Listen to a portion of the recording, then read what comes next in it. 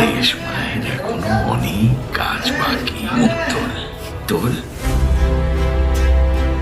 যে দরজা একসময় খুলতো শুধু বন্দীদের জন্য, আজ সেই দরজা দিয়ে প্রবেশ করছে হাজার হাজার পর্যটক। যেখানে একসময় পা রাখলে মানুষের শরীর কেঁপে উঠত। যে জেলের অন্ধকার সেলে বন্দী ছিলেন নেতাজি সুভাষচন্দ্র বসু, জওহরলাল নেহরু সহ অসংখ্য স্বাধীনতা সংগ্রামী, আজ সেই ভয়ঙ্কর কারাগারই বদলে গেছে এক ঐতিহাসিক মিউজিয়ামে। কিন্তু এই দেয়াল, এই সেল আর এই নীরবতা যেন এখনো লুকিয়ে রেখেছে ব্রিটিশদের অত্যাচারের সেই ভয়ঙ্কর গল্প। চলুন আজ ঢুকে পড়ি আলিপুর জেল মিউজিয়ামের ভেতরে আর জানার চেষ্টা করি সেই অজানা ইতিহাস। শেষ পর্যন্ত দেখুন, কারণ এমন কিছু জায়গা দেখাবো যা আপনার গায়ে কাঁটা দিতে বাধ্য।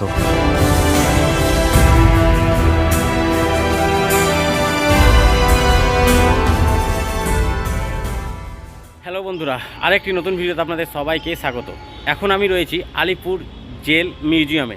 আজকে আমি আপনাদের সামনে তুলে ধরব এই আলিপুর জেলের পুরো ইতিহাস, যেটা 1906 সালে ইংরেজদের দ্বারা তৈরি করা হয়েছিল স্বাধীনতা সংগ্রামীদের জন্য, যেটা 2019 সালে পুরোপুরিভাবে কনভার্ট করে এটাকে মিউজিয়াম করা হয়েছে এবং বিভিন্ন সিনেমার জন্য এই জায়গাটা ব্যবহার করা হয়। তো বন্ধুরা, এই হচ্ছে সেই আলিপুর জেল মিউজিয়াম। আর এখানে আপনাদের আসতে হলে আপনাদের বলে দিই কীভাবে আসবেন।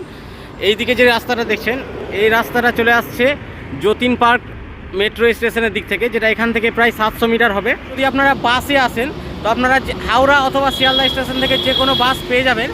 এখানে লাইট অ্যান্ড সাউন্ড শো হয়, যার এন্ট্রি ফি 100 টাকা। আর যদি শুধুমাত্র এই মিউজিয়ামটা ঘুরে দেখতে চান তাহলে আপনাদের 30 টাকা পার টিকিট দিতে হবে।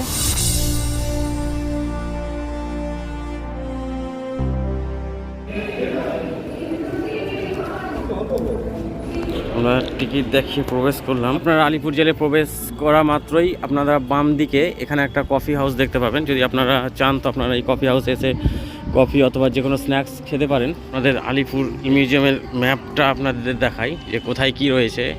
এটা হচ্ছে মিউজিয়ামের মানচিত্র।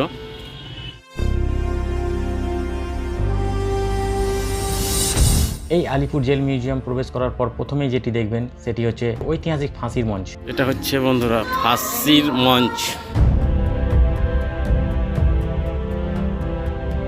এই ফাঁসির মঞ্চের এক সময় শেষ হতো অনেক বন্দীর জীবন। মৃত্যুদণ্ড ঘোষণার পর এখানেই কার্যকর হতো সেই রায়।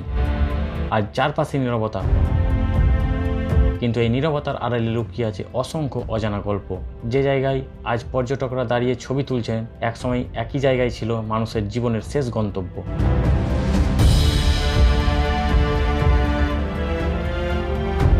এই ফাঁসির মঞ্চ শুধু একটি কাঠামো নয়, এটি ব্রিটিশ ঔপনিবেশিক শাসনের কঠোর বিচার ব্যবস্থার একটি নীরব স্মারক।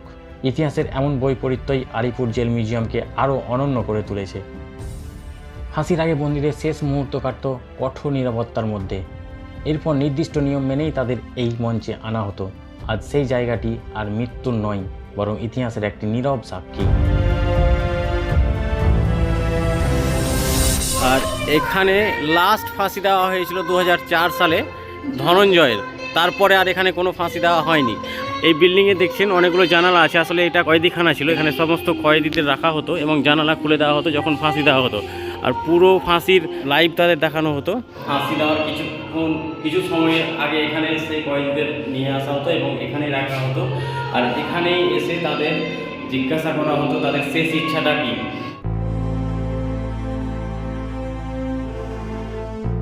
ব্রিটিশ শাসনের বিরুদ্ধে প্রতিবাদ করার অপরাধেই নেতাজি সুভাষচন্দ্র বসু ও জওহরলাল নেহরুকে এই কারাগারে বন্দী রাখা হয়েছিল।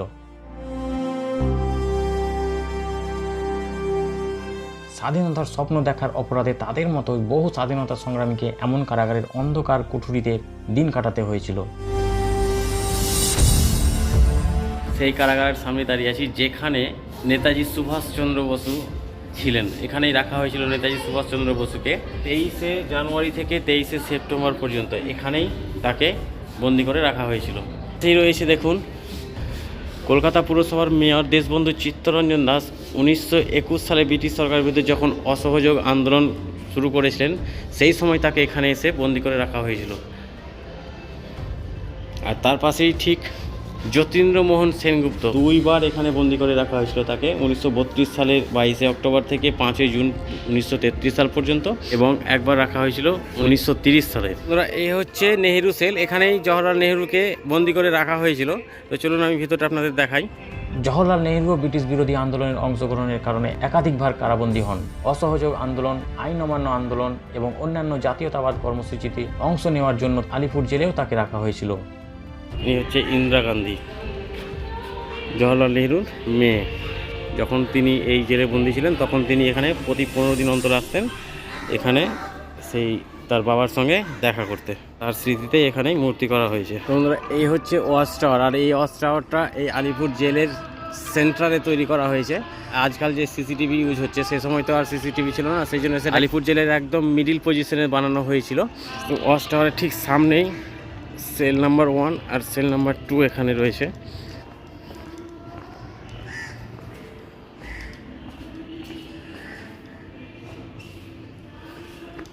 আর এই হচ্ছে ওয়ার্ড 3।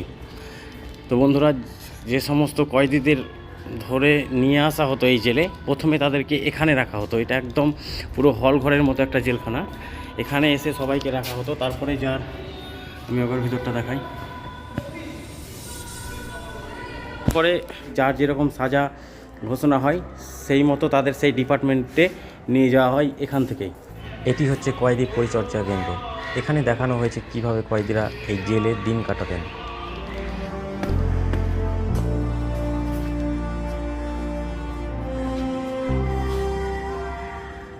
এই ছোট্ট ঘরটাই ছিল একজন বন্দির পুরো পৃথিবী।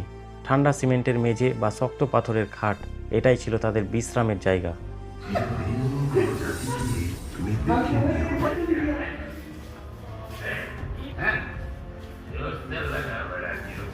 দিনের পর দিন লোহার গড়াদের আড়ালে সীমিত খাবার, কড়া পাহারা আর কঠোর নিয়মের মধ্যে কাটত তাদের জীবন। দেশ মায়ের এখনো অনেক কাজ বাকি। তোর কথা বলাও ছিল নিয়ন্ত্রিত, আর সামান্য ভুলের শাস্তিও হতে পারত অত্যন্ত কঠিন।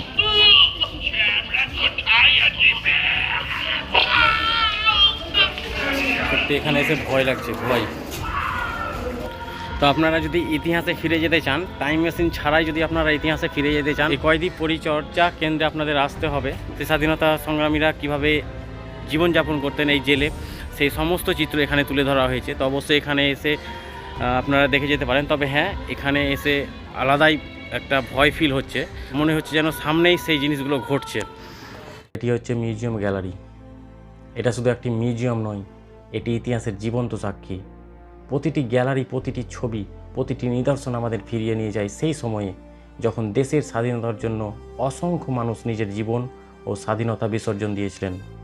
এই মিউজিয়ামের প্রতিটি অংশ একটি আলাদা গল্প বলে, আর স্বাধীনতা আন্দোলনের নানা দুর্লভ ছবি, চিঠি ও নিদর্শন সব মিলিয়ে এটি শুধু দেখার জায়গা নয়, বরং ইতিহাসকে অনুভব করার।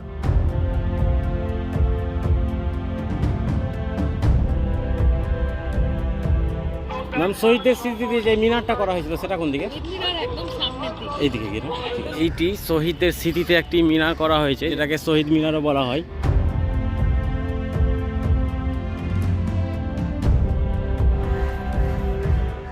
আর এখানে একটা গান্ধীজির মূর্তি করা হয়েছে। তো এই হচ্ছে বন্ধুরা সেই আলিপুর জেলের ইতিহাস। এত বড় এলাকা, পুরোটা দেখতে গেলে অনেকটাই সময় লাগবে, আর একটা ভিডিওতে পুরোটা দেখানো সম্ভব নয়। যতটা পারলাম সেই গুরুত্বপূর্ণ ইতিহাসগুলো আপনাদের সামনে তুলে ধরলাম। আশা করছি এই ঐতিহাসিক জায়গাটা আপনাদের ভালো লেগেছে। এতক্ষণ পর্যন্ত ভিডিও দেখার জন্য ধন্যবাদ। দেখা হচ্ছে আরও একটি নতুন ভিডিওতে।